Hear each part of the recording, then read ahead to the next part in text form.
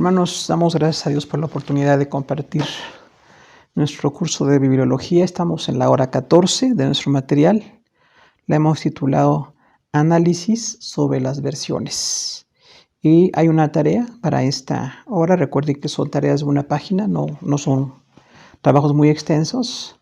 Y dice, comente sobre varias versiones bíblicas. Bueno, con base en lo que vemos en esta ocasión o en otra información que usted tenga de versiones de la Biblia, podemos hacer esta tarea para poder tener el contexto de cómo hay una diversidad de versiones de la palabra de Dios. Y bueno, cómo vamos a ver cuáles de ellas son muy confiables. Posiblemente otras veremos quizás en la próxima clase que hay algunas que no son tan confiables, pero las que son confiables pues para nosotros son en grupo como las iglesias evangélicas, pues las tenemos como base siempre para nuestras traducciones. Tenemos el primer punto que dice contexto documental, inciso A, definición. Las versiones son traducciones de la palabra de Dios. Este hecho se hizo necesario para hacer llegar el mensaje a los diversos idiomas de las naciones que han sido evangelizadas. Entonces, cuando hablamos de versiones, decimos que se trata de traducciones. Son exactamente traducciones de la palabra de Dios, recordando que originalmente el Antiguo Testamento se escribió en hebreo y algunas porciones en arameo, y el Nuevo Testamento en griego, aunque hay algunas expresiones también en arameo, pero básicamente son los idiomas, el Antiguo Testamento hebreo y el Nuevo Testamento en griego. Entonces, cuando se traducen a otros idiomas, se dice que tenemos una versión de los idiomas originales al idioma que se trata, que son cientos de idiomas a los que se ha traducido la palabra de Dios, y siempre vemos entonces cuáles han sido muy buenas traducciones y finalmente cuáles son para nosotros pues muy reconocidas. Vamos a ver algunos casos respecto a las versiones. Dice el número 1, que es la transliteración. La transliteración es la transcripción de palabras de un idioma con los signos alfabéticos de otro. Se trata de introducir vocablos extranjeros cuando no son traducibles. Algunas palabras hebreas que fueron registradas con letras griegas son amén, bato, leviatán, querubín y estatero. También hay palabras griegas que se han transliterado al español, como ángelos, que es ángel, baptisein, bautizar, evangelion, evangelio, eclesia, iglesia, y Christos, que es Cristo. Entonces decimos que hay algunos casos en las diferentes versiones donde está la transliteración, que es tomar de los idiomas originales una palabra, y como no hay una palabra en el idioma nuevo al que se va a traducir ese texto, se usa exactamente la misma palabra, y a veces con los caracteres incluso hebreos, griegos o arameos, y entonces eso se llama una transliteración.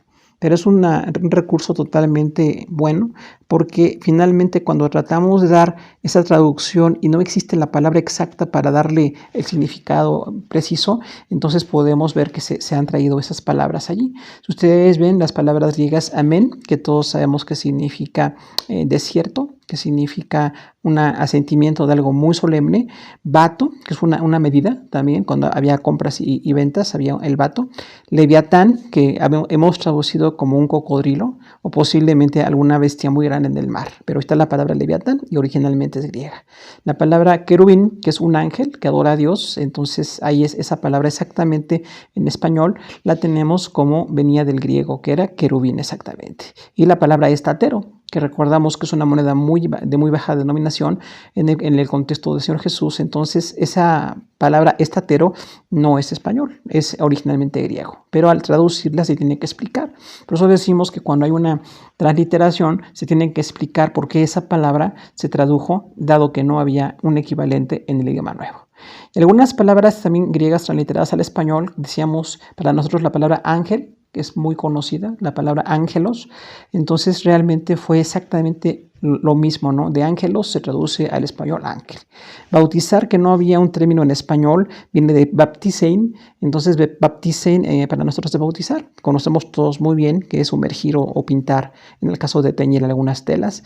Evangelión, que es buena noticia, ¿no? Evangelión, es un buen mensaje, literalmente quiere decir. Entonces el evangelio es un buen mensaje, algunos lo traducen buenas noticias o buenas nuevas, y es una buena traducción, pero es el mensaje del evangelio. La palabra iglesia, que nosotros tenemos tan manejada, también es una original griego de ekkalein, recuerdos, que quiere decir llamados fuera. Ek fuera, y kalein, llamar. Entonces de ahí viene de ekalein, eclesia. Nosotros tenemos que la traducción de iglesia es esa. Y por eso decimos que la palabra iglesia significa llamados fuera. La gente llamada fuera del mundo para estar dedicada a Dios. Y la palabra Cristo, para nosotros tan conocida, no había una palabra en nuestros idiomas, en este caso en español. Y bueno, pues se tradujo exactamente la transliteración de Christos, y nosotros ya la palabra Cristo la hemos adoptado. Pero originalmente era una palabra griega. El segundo caso que tenemos de versiones es la traducción literal. Transmitir en todo lo posible el significado exacto de las palabras originales. La complicación de este caso es que no se siguen las normas gramaticales de los idiomas a los que se hace la traducción. Algunos ejemplos de estos son lleno de días, de Génesis 25:8, carne y sangre, de Gálatas 1:16, Efesios 6:12 y Hebreos 2:12. Hijos de desobediencia, de Efesios 2:2 y Hebreo de Hebreos, Filipenses 3:5. Y lo tengo por basura, Filipenses 3:8. Entonces, decimos que hay una traducción literal cuando no nada más es una palabra, es una expresión completa que del idioma original se traduce del idioma, en este caso griego, al español. Pero esa traducción no siempre sigue las normas gramaticales, porque a veces para nosotros en español no usamos esa expresión, entonces tenemos que darle una explicación, ¿no? En el caso de lleno de días, pues es una persona que tiene una vida muy larga, un anciano, pero originalmente nosotros en el contexto mexicano o contexto del español no usábamos esa palabra. Usamos la vejez o una persona anciana, ¿no? Carne y sangre, que es literalmente la humanidad, se refiere a personas que no están denominadas para algún tipo de situación de la dimensión de la palabra del Señor. Dice, no fue por carne y sangre. Pueden ser personas o humanos en ese caso, ¿no? Y hijos de desobediencia también, pues mucho tiene que ver con la noción del Antiguo Testamento, los que no obedecían la ley. Y en el Nuevo Testamento se empezó a decir también entonces que los que no están en comunión con Dios en un pacto de salvación son hijos de desobediencia. Pero esa frase incluso en español gramaticalmente no está muy bien. Nosotros nunca decimos que tenemos hijos de desobediencia. Decimos hay hijos desobedientes o hijos que desobedecen. Pero literalmente así se decía, hijos de desobediencia. En la cultura griega se usaba y se entendía que eran personas con una impiedad en su corazón. El texto hebreo de Hebreos lo usó Pablo, hablando de que era un judío hijo de judíos, pero que también tenía la bendición de haber nacido en una provincia considerada colonia romana, y por eso tenía entonces dos nacionalidades. Por una parte era hebreo de hebreos, incluso dice fariseo de fariseos, pero también era un ciudadano romano. Cuando se defendió ante la corte romana, llegó a usar este término. Pero para nosotros también decir hebreo de hebreos en español, pues no lo usábamos realmente, ¿no? Nada más que entendemos que era entonces una persona que tenía muy apegada la religión judía. Ahora, cuando dice lo tengo por basura, habla de una palabra muy despectiva. Todo lo que para él era valioso, la fama, también es Pablo, la fama, el dinero, el estatus religioso que él tenía antes de estar en Cristo, dice, es para mí como una basura. Pero es una expresión muy fuerte. Sin embargo, nosotros en español, por ejemplo, no decimos tengo algo por basura. Decimos, me parece que no tiene un valor o no tiene para mí ninguna validez alguna situación. Pero decir tengo por basura es una expresión griega que se transliteró literalmente al español. Tercer caso de algunas versiones, hay algunas situaciones especiales, se llama la expresión equivalente. Esto es un giro del idioma original y del lenguaje al que se traduce. En el caso de la Sagrada Escritura se les denomina hebraísmos y helenismos. El caso de echar la sangre, Hechos 5:28, es culpar. Entonces, una expresión equivalente es algo que se decía en este caso idioma arameo, hebreo o griego, pero que también es una frase que se usa en el idioma al que se está traduciendo esa palabra. Se les llaman helenismos o hebraísmos. Los hebraísmos son palabras que se usaba entre los judíos, ¿no? Por ejemplo, en la palabra judíos hablamos mucho de genealogías. La genealogía de fulano era hijo de tal persona. Cuando hablamos de esas genealogías del Antiguo Testamento, normalmente nosotros vemos esas ideas, y en español también hablamos de una genealogía o un linaje. Entonces, el hebraísmo ahí no tiene diferencia con el español. Pero también los helenismos. En el caso de echar la sangre era como culpar, en el contexto que habló el apóstol Pablo, la cultura greco-romana, y bueno, la palabra echar la sangre podríamos entenderla muy bien. Y hay algunas expresiones que sí son hebraísmos o helenismos. Recordamos que helenismos por los griegos, se llaman griegos o helenos con H, ¿no? Entonces, los helenismos son expresiones usadas por los griegos, pero hay una equivalencia y entonces no tenemos nada que explicar. Se puede hacer exactamente la expresión del hebraísmo del Antiguo Testamento y del helenismo del Nuevo Testamento. Expresiones equivalentes no tienen ningún problema, pero es un caso especial. Las anteriores, transliteración y traducción literal, sí hay alguna diferencia gramatical. La interpretación, punto 4, es la explicación del sentido de una palabra o frase. Se hace necesaria cuando los hebraísmos o helenismos son incomprensibles en otros idiomas. En Génesis 8:4 tenemos la expresión de que el arca de Noé reposó, dice ahí en Génesis, sobre los montes de Ararat. Entendemos que el arca de Noé reposó sobre uno de esos montes, pero literalmente la frase, el helenismo, al decir los montes de Ararat, se entendía que era la zona o la región. No implica que se haya posado el arca en varios montes, sería así muy ilógico. Sin embargo, para nosotros en español le tenemos que interpretar porque ese helenismo no tiene una expresión equivalente en español. Entonces hay muchas veces que tenemos que dar una interpretación, sobre todo en cuestiones de contexto cultural, relación padres e hijos, esposos y esposas, cómo habla la palabra de Dios, ¿no? Cuando dice que Sara le decía Señor a su esposo, era una cuestión muy cultural. Pero nosotros no podemos decir que esa expresión de una mujer tenga que usarse a todas las mujeres. Hablamos del principio y las formas, ¿no? Decíamos que el principio es respeto en la pareja humana, pero la forma cultural en que Sara decía, Abraham es mi señor, para nosotros en español sonaría muy machista, de hecho suena muy machista, y a veces cuando la gente no entiende esa interpretación, pues están dando alguna conclusión equivocada, una conclusión errónea. Entonces la interpretación siempre cuando se está haciendo la traducción del hebreo o del arameo y el griego al español, en este caso, se tiene que hacer una explicación. Se tiene que decir por qué esto se usaba en ese contexto familiar, o eso significaba en ese momento, o era un personaje importante de la historia. Cuando hablamos también del contexto histórico y gramatical, usamos mucho esto en la hermenéutica. Tenemos que decir que el texto está dado tal cual para hebreos o para griegos, pero a veces hay que darle una interpretación a otros idiomas, porque en muchas ocasiones no hay una expresión que se esté entendiendo bien y se tiene que interpretar. ¿Qué significaba esto, no? He como esto muchas frases en hebreo, griego y arameo, que si las traducimos literalmente nosotros, tenemos que dar una interpretación. Cuando vemos el Antiguo Testamento que dice que el hijo de Salomón iba a castigar a los judíos con escorpiones, si leemos de manera totalmente literal, pareciera que son insectos venenosos. Sin embargo, los escorpiones eran un tipo de arma punzocortante con la que se podía lastimar a un preso. Entonces, ese es una cuestión de interpretación. No diríamos nosotros que el hijo de Salomón iba a usar esos insectos venenosos para castigar. Sin embargo, la palabra es exactamente la misma. En ese caso, era un modismo. O el Nuevo Testamento también, cuando dice que es más fácil que un camello entre por el ojo de una aguja, hemos dicho muchas veces, se refiere a una entrada a una calle. No es el ojo de una aguja para coser. Habla entonces de que las calles eran anchas para entrar y al ir transitando decían, estás entrando por el ojo de la aguja. Y la calle se hacía más angosta al final. Era una cuestión de cómo el urbanismo judío estaba en ese momento, pero nosotros en español no lo tenemos, ni la expresión ojo de aguja, ni tampoco la cuestión del urbanismo. Entonces sí tendríamos que dar una interpretación. Por eso el contexto cultural siempre es muy importante. Una interpretación débil va a dar lugar a muchas erróneas formas de interpretar la palabra de Dios. El quinto caso de las versiones es adaptación. Sustitución de ciertas ilustraciones para hacerlas más comprensibles en una traducción. En el caso de Isaías 1:18, cuando dice grana, recordamos que la grana es un tinte rojo extraído de un insecto. Eso es la grana. Y la nieve, pues todos lo entendemos, ¿no? Cuando hay mucho frío y se congela el agua. El profeta usó dos partes del contexto de la naturaleza para los judíos, pero para los pueblos que desconocen será necesario utilizar otros objetos. El mismo caso se da en asadones y hoces de Miqueas 4:3, donde Miqueas tendría que hablar de otras armas transformadas en implementos para la agricultura. Entonces la adaptación se refiere a cuando hay una cuestión cultural, una cuestión de usos y costumbres en el Antiguo Testamento o Nuevo Testamento que se tiene que explicar cómo esa situación fue útil en su momento.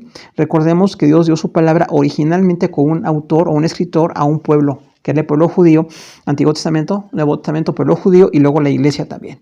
Pero en esa cultura en que se dio ese contexto, hay a veces, ocasiones en que algunas expresiones no podemos entenderlas, ¿no? Como cuando dijo Isaías, los pecados fueron rojos como la grana. Quienes no conocemos ese tinte rojo extraído de insectos, Nosotros ahora sabemos que en Oaxaca usan algunos insectos para darle tintes así muy bellos a las producciones que hacen en Oaxaca, ¿no? En nuestro país.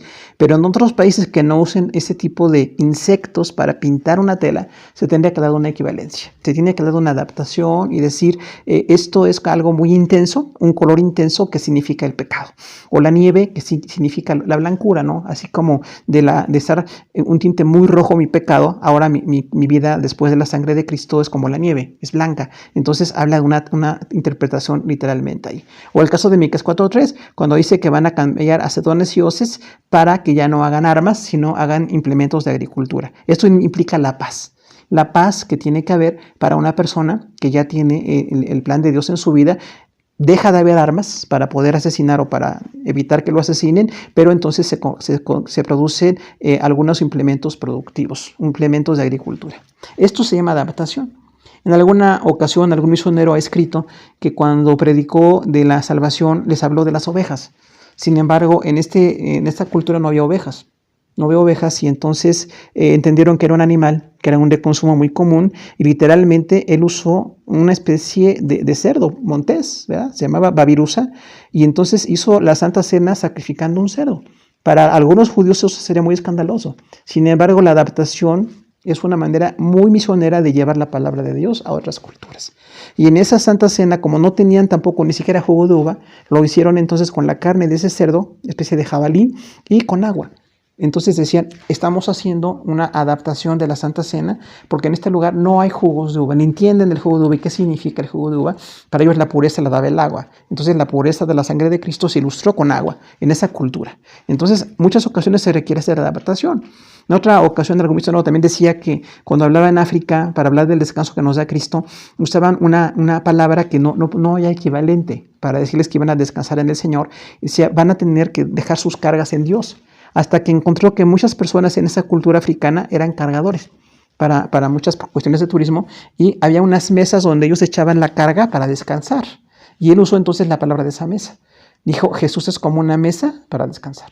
Para nosotros, en nuestro contexto, sería muy escandaloso. Sin embargo, esa adaptación es totalmente lícita porque esa cultura necesita entender la palabra de Dios. Igualmente se adaptan a las cuestiones idiomáticas de cultura, color de la piel, razas. En muchas traducciones la palabra de Dios tiene que hacer una adaptación para que el mensaje quede intacto, pero no es exactamente el concepto que se tiene judío o griego o en el concepto que se tiene en esa cultura. Entonces la adaptación se permite para dar una interpretación.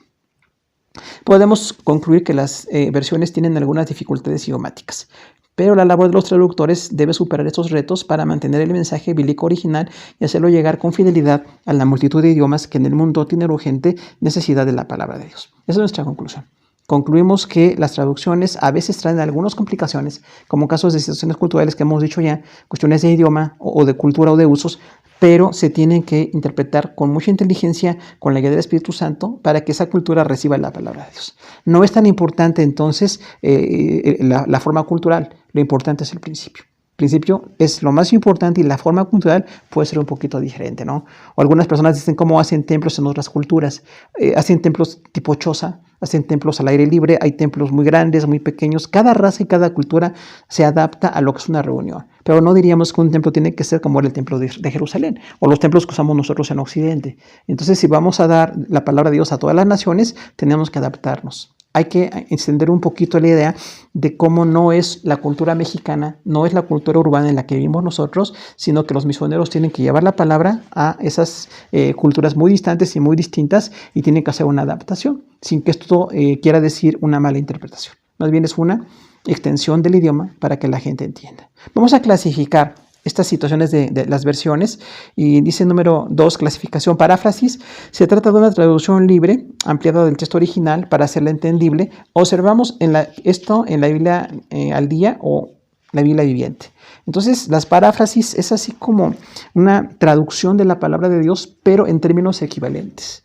La paráfrasis tiene que ser más o menos la misma expresión, pero para poder hacerla más actualizada o más entendible a ciertos idiomas o ciertas personas, se da esa libertad de una paráfrasis, se da palabras equivalentes a lo que desea el texto original.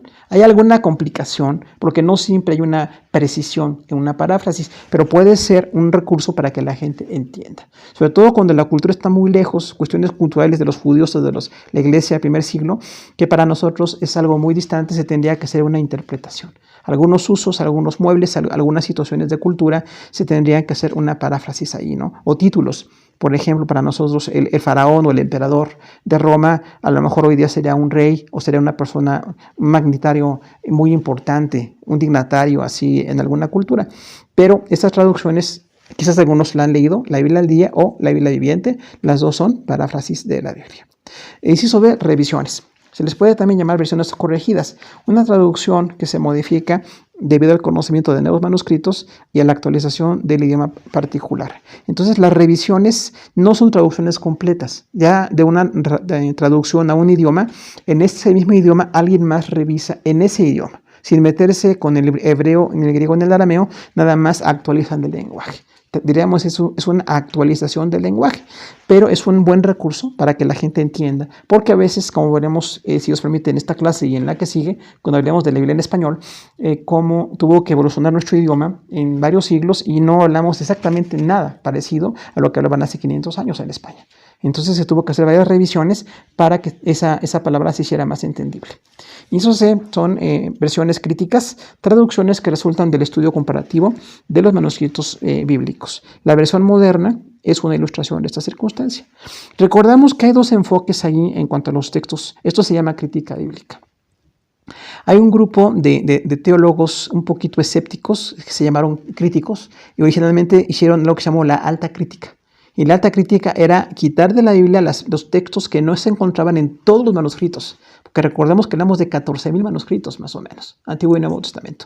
14,000 piezas, ya la semana pasada veíamos en varios lugares del mundo, en varios museos, pero esas traducciones, para poderlas hacer de una manera muy correcta, notaron que algunas palabras no eran exactas de un texto a otro, o de un grupo le llaman familias, de una familia de traducción a otra, y entonces estaban quitando algunos versículos. Eso se llama la versión crítica. Hay algunas, lo veremos la próxima semana, la Biblia de las Américas, es una versión crítica. Entonces, hay algunos versículos que están en la versión Reina Valera nuestra, que es muy usada, y esos en la versión crítica no viene. Porque es que en algunos manuscritos no venía esa palabra o ese texto.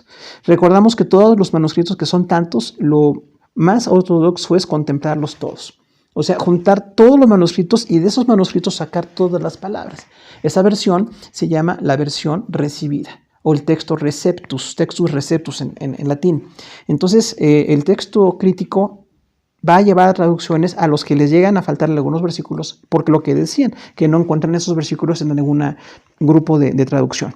Pero la versión recibida considera todos los textos. Y dice, bueno, si no hay alguna palabra, alguna expresión, alguna porción en algunos manuscritos, pero está en otros manuscritos. Y hacemos un conjunto de manuscritos para que tengamos la versión completa. Son dos puntos de vista. Uno que quiere ser un poco escéptico, esa da lugar a versiones críticas y lo veremos hoy y la próxima semana si Dios quiere, pero la versión recibida, que hay muchas Biblias también, que contempla todos los textos a nivel mundial, y entonces de eso se saca el texto en este caso para nosotros en español. Son versiones críticas o versiones recibidas. Las versiones populares son traducciones del lenguaje sencillo y claro. Dos casos son la Biblia, Dios habla hoy, y el Nuevo Testamento, Dios llega al hombre. Entonces, la versión popular nada más lleva a un lenguaje sencillo y claro. No es una traducción completa tampoco, es casi como una revisión también, pero hace que el lenguaje sea más sencillo. Cuando el idioma original, en este caso español, para nosotros, hay alguna expresión un poco conocida, poco manejada, o que llega a cierto desuso, porque recordemos que el idioma evoluciona. El idioma evoluciona con la cultura y con la sociedad. Entonces, la versión popular hace un poquito más entendible el mensaje, aunque también tenemos que ver que siempre tenga un apego a la palabra de Dios. Sería muy sano que nosotros veamos una versión popular para ver algunas interpretaciones y también una versión clásica. Como en nuestro caso, la versión Reina Valera, que veremos la próxima semana varias traducciones que se han hecho de ella, y es una muy buena versión. Pero hay otras que también son muy buenas. En español y en otros idiomas hay versiones muy buenas, pero también las versiones populares acercan del mensaje a la gente que no tiene esa cultura o no entiende ya las expresiones. Las traducciones directas son textos traducidos a manuscritos de los idiomas hebreo, arameo y griego. Es el caso de la versión Casiodoro de Reina. Entonces, esto se llama traducción directa, es el trabajo más extenso, porque toma los originales, el idioma arameo y hebreo del Antiguo Testamento y las expresiones arameo y griego del Nuevo Testamento y lo lleva a la traducción de otro idioma completo. La traducción completa de la Biblia se llama una traducción directa. Está aquí la versión de Casiodoro de Reina, que todos conocemos, y la próxima semana, si Dios quiere, comentaremos un poquito del español que se maneja. Y bueno, son traducciones directas. Traducciones indirectas son traducciones realizadas con base en textos previamente traducidos. Entonces, la traducción indirecta no va a los originales, va, digamos, en español nuestro a una versión ya traducida anteriormente en español y solamente se traduce o se translitera la cuestión a una actualización del idioma y se dice que es una traducción indirecta, porque no van a los idiomas originales. Esto es también como una actualización, a veces no son muy confiables, porque a veces por hacer el lenguaje un poquito más actual, se pierde un poquito el sentido cultural. Diríamos por eso que las buenas traducciones tienen un consejo de traductores. No nada más es un traductor, hay un consejo de traductores. En idioma, en cultura, en situaciones de fe, hay una cantidad de personas que ayudan en algunas Biblias, y algunas incluso son varias personas, muchas personas que están ahí con el consejo editorial, y bueno, se requiere un equipo para que las traducciones indirectas no caigan en ser débiles. Muchas de ellas llegan a ser débiles. Entonces tenemos que ver que no sea una traducción indirecta, siempre la traducción directa en cualquier idioma es la base. Y las traducciones indirectas, igual que las populares y las críticas y las revisiones y las paráfrasis, pueden complementar a veces y dar un poquito más de luz de un texto. Pero siempre nos quedaríamos con las versiones directas. Las traducciones antiguas son versiones realizadas antes de la invención de la imprenta en el siglo XV. Entonces, las versiones antiguas se les llama así, casi todas manuscritas, porque no había imprenta en ese tiempo, y hay un montón de textos que tenemos ahí, los veremos la próxima semana, si Dios quiere, pero vamos a hablar de estas traducciones que son manuscritas previas a la invención de la imprenta. Inciso H, versiones modernas son traducciones de la Biblia realizadas en fecha posterior a la invención de la imprenta. Hablamos del año 1440 después de Cristo. Entonces, después del 1440 después de Cristo, ya que se hizo la Biblia y todos conocemos de Gutenberg en Alemania y fue uno de los primeros libros que se tradujo, entonces se imprimió. Tenemos una cantidad de traducciones de veras muy grande, pero esas traducciones también tienen que revisarse, que algunas son críticas, algunas son clásicas y algunas que otras son tipo paráfrasis o actualización. Traducciones parciales son versiones realizadas de una parte de la Biblia. Entonces, hay ocasiones en que alguna traducción solamente dice los Salmos, una versión del Pentateuco o una versión de las Epístolas Paulinas.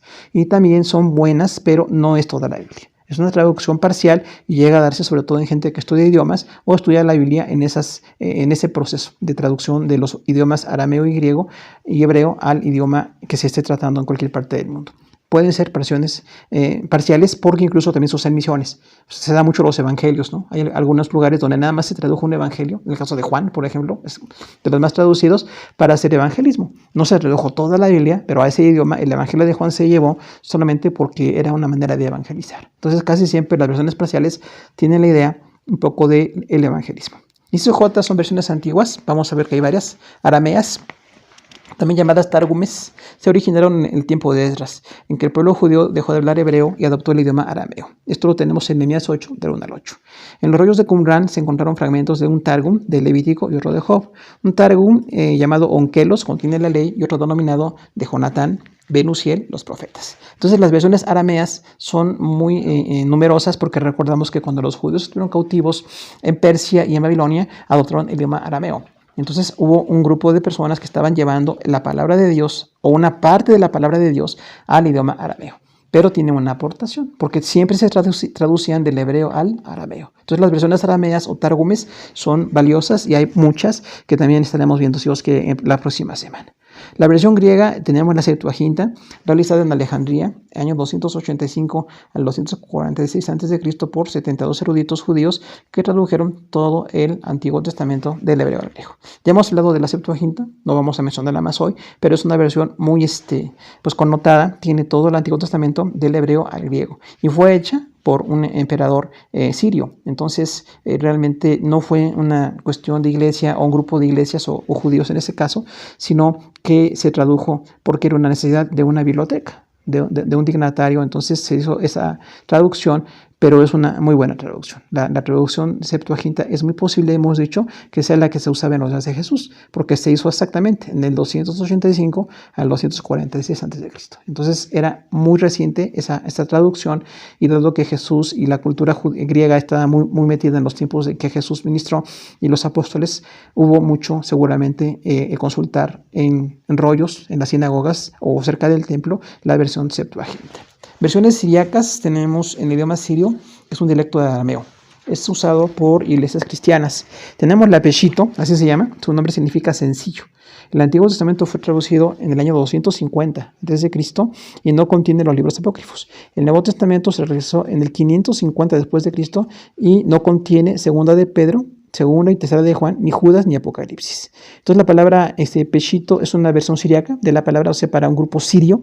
Recordamos que también los sirios fueron algunos grupos cristianos desde también el tiempo en que los judíos estuvieron cautivos en Babilonia y en Persia. Hubo algunos grupos que también de sirios usaban en su idioma la palabra. Y esas versiones se llaman siriacas. Tenemos las tres más conocidas, la Peshito, que acabamos de mencionar, la siriaca antigua, fue realizada en el 250 después de Cristo. Solo se conservan dos manuscritos de los evangelios, uno del siglo IV después de Cristo y otro del siglo V después de Cristo. Entonces la versión siríaca antigua no es completa, es una versión parcial, pero siempre, aunque sean versiones parciales, aportan. En cuestión de comparar manuscritos o de ver la fidelidad de un texto, nos puede servir, aunque haya sido en sirio, pero bueno, los expertos en idiomas tienen su trabajo y están traduciendo de esos idiomas a los que se requiere la palabra de Dios. La versión palestina también es siríaca y es una versión hecha en el siglo V después de Cristo para judíos convertidos al evangelio. Entonces hablamos del año 200 hasta el año 500. Las versiones siríacas son muy antiguas para nosotros, pero aunque haya una completa y dos no completas, pero finalmente son una aportación también en ese idioma. Y decimos son judíos convertidos al evangelio, pero esa versión se usó en idioma sirio y también se tiene que manejar. Las versiones latinas, vamos a ver ahora la versión antigua, latina antigua. El Antiguo Testamento fue traducido en el año 250 después de Cristo y es una versión indirecta que fue tomado de la Septuaginta, incluía los libros apócrifos. El Nuevo Testamento fue traducido del texto griego. Existen 40 manuscritos de los siglos 5 al 8 después de Cristo. O sea, estas versiones están los manuscritos del siglo 4 al siglo 8. Entonces, del siglo 4 al siglo 13. Tenemos 900 años ahí de estar viendo la versión latina antigua, y entonces hay una cantidad de manuscritos que son aportación también para la traducción de la palabra de Dios, pero en este caso están en latín, porque bueno, la Iglesia Católica empezó a tener una influencia a nivel mundial y finalmente hay muchas versiones que se hicieron en latín y tenemos esa versión ahí. La Vulgata, término que significa común o aceptada por todos, es la versión oficial de la Iglesia Católica Romana. El sumo pontífice Dámaso I le pidió que fuera realizada en el siglo IV después de Cristo a un erudito llamado Jerónimo. El Antiguo Testamento fue traducido del texto hebreo, pero los Salmos son una revisión de Orígenes. Orígenes fue un teólogo de Alejandría en los años 182 al 254 después de Cristo. Entonces, no nada más le hizo Jerónimo una parte, en este caso los Salmos vienen de Orígenes, que es un teólogo. El Nuevo Testamento es una revisión de la versión latina antigua, posteriormente fueron incluidos los libros apócrifos. Entonces, la versión latina antigua que tenemos allí y la Vulgata son dos fuertes traducciones en latín, pero dan una aportación también a la palabra de Dios. Decimos allí, al ver la palabra traducida, los idiomas pueden considerarse todos. Y hay versiones latinas muy buenas, muy fieles, de traducción del hebreo, griego, arameo al latín, y finalmente, pues sí tiene una buena traducción. Aunque dice aquí que al final se le añadieron los libros apócrifos, porque cuando Jerónimo vivía, él no pidió que se aceptaran los apócrifos. Posteriormente a la muerte de Jerónimo, se incluyeron los libros apócrifos, de los cuales ya hablamos. Tenemos versiones antiguas, y vamos a ver que hay una diversidad. Versiones cópticas están en el siglo IV después de Cristo para los egipcios. Recuerde que los cristianos cópticos o coptos son egipcios convertidos al cristianismo. Hay un grupo evangélico, hay un grupo católico romano y hay un grupo ortodoxo. De esto lo vimos ya en una clase anterior. Pero las versiones cópticas entonces eran exactamente para los egipcios. Entonces en idioma egipcio es una versión antigua. La versión etiópica, siglo IV después de Cristo, para los etíopes. Recordamos que desde que Pablo en Hechos habla de que hubo un etíope convertido, no por Pablo, en el tiempo de Pablo, dice que, bueno, Felipe evangelizó a un etíope y este etíope fue a su país y seguramente llevó la palabra. Históricamente hubo etíopes convertidos, hay una historia de iglesia etíope, pero hay también una versión antigua de etíopes y fue hecha en el siglo IV. Entonces, ya hace 1600 años que esta versión existe y también le da mucho realce a la palabra por la antigüedad y por la perfección de su traducción, pero fue hecha para gente de ese país. La versión gótica, siglo IV después de Cristo, para los godos. Los godos son una tribu alemana y la traducción se llama gótica, igual siglo IV después de Cristo. Entonces, ahora no nada más egipcios, etíopes, también alemanes, una tribu de alemanes tienen esa versión para ellos y pues ya se le llama la versión gótica. La versión armenia está en el siglo V después de Cristo. Es Armenia, un pueblo al norte de Siria, colindancia entre Europa y Asia, y ahí en Armenia también hubo un fuerte grupo cristiano. De hecho, todavía hay un fuerte grupo cristiano. Entonces, desde el siglo V después de Cristo se hizo esa traducción. La Biblia armenia también es una versión antigua, no tiene nada que ver ni la cóptica, ni la etíope, ni la gótica, ni la armenia con nada en español, pero son versiones a nivel mundial que son importantes. La versión georgiana o georgiana, siglo V después de Cristo, es un pueblo al norte de Irak. Entonces, imagínense, un pueblo en Irak también tiene una versión de la palabra de Dios, un grupo cristiano, se llama la Biblia georgiana. La Biblia anglosajona, siglo VIII después de Cristo. Recordemos que el sajón es una versión antigua del inglés, son porciones de salmos y evangelios, pero esa porción de salmos y evangelios se llama la versión anglosajona. También hay muchas versiones en inglés que por tiempo y por espacio no vamos a manejar nosotros en este curso, pero bueno, hay un antecedente en esta Biblia anglosajona y fue hecha en el siglo VIII, imagínense, al año 800 después de Cristo, es también muy antigua, ¿no? 1200 años para nosotros y es una versión que aporta. La versión arábiga, siglo VIII después de Cristo, en el idioma árabe de Asia Occidental. Entonces, también hay un grupo de árabes que han sido cristianos por mucho tiempo y su versión desde el siglo VIII después de Cristo. Entonces, hay una Biblia en árabe. Eso es muy interesante porque hubo una diferencia con los árabes en cuanto al evangelio y en cuanto a los judíos, pero hay un grupo también que mantuvo fe en el Señor Jesucristo y entonces hay una Biblia en idioma árabe. La Biblia eslava se tradujo en el siglo IX después de Cristo y recordemos que los eslavos son un pueblo en el nordeste de Europa, entonces esa versión eslava también está allí, siglo X después de Cristo, o sea, más o menos año 1000 después de Cristo. Para nosotros tiene 1000 años de diferencia, pero tenemos en esa versión también es un contexto de Biblias, no decimos, esas versiones antiguas le dan un contexto de traducción a la Biblia. Aunque no sean los idiomas originales de la Biblia, aunque no sean idiomas relacionados con nuestro español, pero finalmente son un cúmulo de versiones y de aportaciones que también le dan alguna variante, ¿no? Alguna variante de enriquecimiento a la traducción de la palabra de Dios. Quienes de veras manejan varios idiomas, pues han sido de mucha bendición para la iglesia al estar contemplando esas versiones y bueno, al traducirla a un idioma se enriquece. El traductor que tiene más idiomas, evidentemente será mucho mejor. Pero para nosotros, aunque no tiene nada que ver ni como grupo, ni estamos usando los idiomas, pero tenemos que conocer un poquito de esos idiomas. Y también vemos que la Biblia está traducida a muchísimos idiomas. Faltan muchos aún por traducirse, pero ya hay algunos idiomas que tenemos aquí a los que ha sido traducida la palabra de Dios. Inciso K, versiones modernas son las europeas.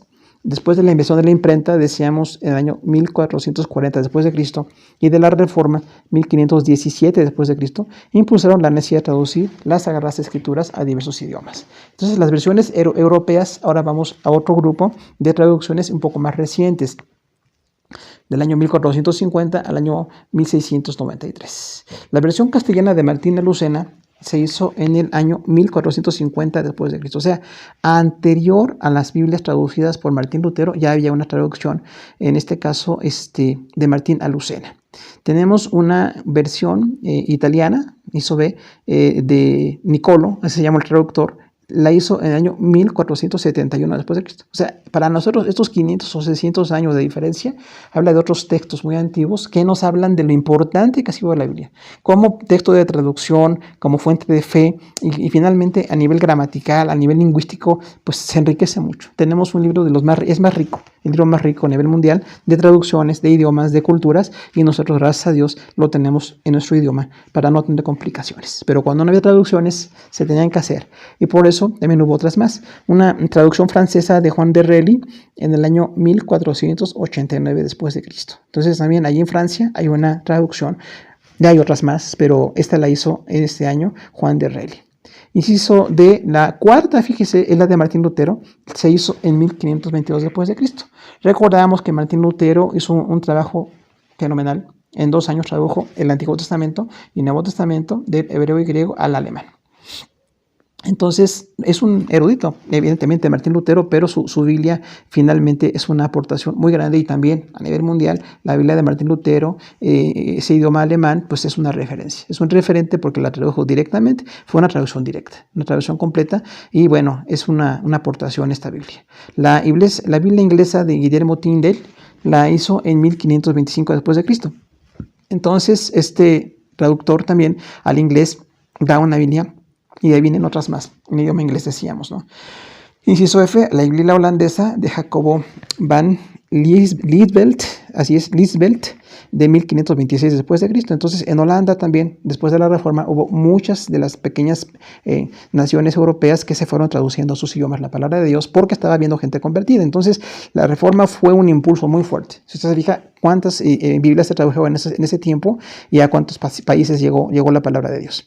La Biblia sueca de Laurencio y Olaus Petri, son 2 personas, la hicieron en 1541 después de Cristo. Entonces, en idioma sueco también está la Biblia allí y es una aportación.